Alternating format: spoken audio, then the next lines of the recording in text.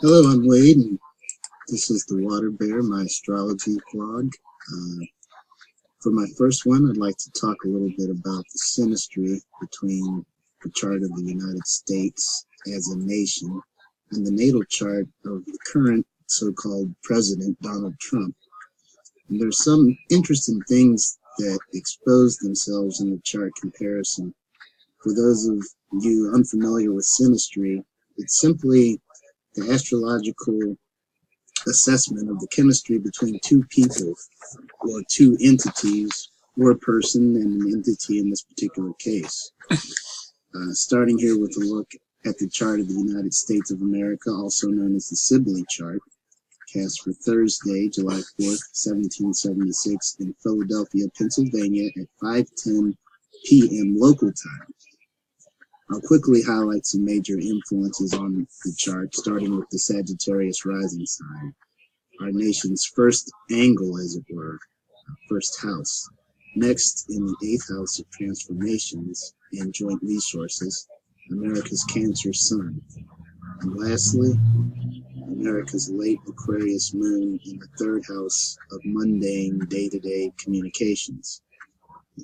Aquarius is ruled by the planet Uranus, how you want to pronounce that, and has been since the time of Uranus's discovery, which not coincidentally was right around the time of the American and French revolutions in 1781.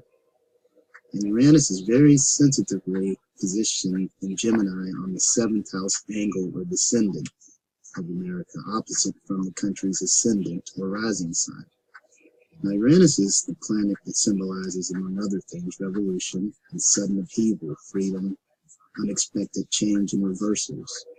It also represents genius and innovation, and in the sign of the messenger, Gemini, it can hardly be stressed too much the unprecedented roles freedom of the press and freedom of speech played in our founding fathers' vision of representative democracy.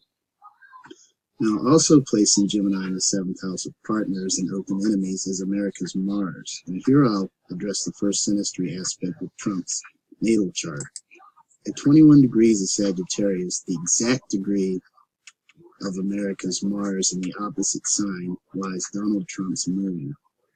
Now, to put it mildly, the moon, which represents emotional response, and Mars, which represents themes of initiative but also war and aggression, is a volatile combination of planetary energies. Oppositions and squares are aspects that signal tension between planets and the elements of the character the planets symbolize, whether within the chart of one entity or between the charts of two.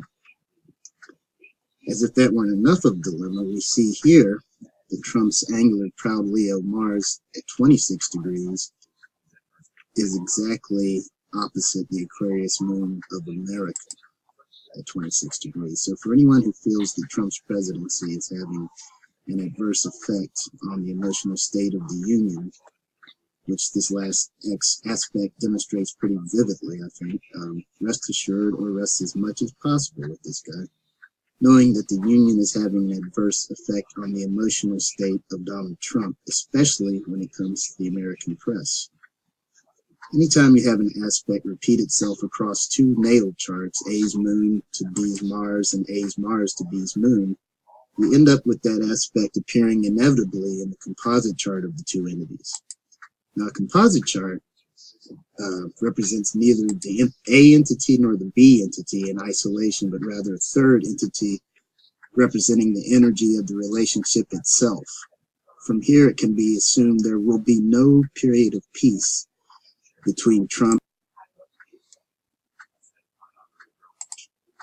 I'm going to leave this now right there for now, having established, I think, a compelling examination of Trump versus America,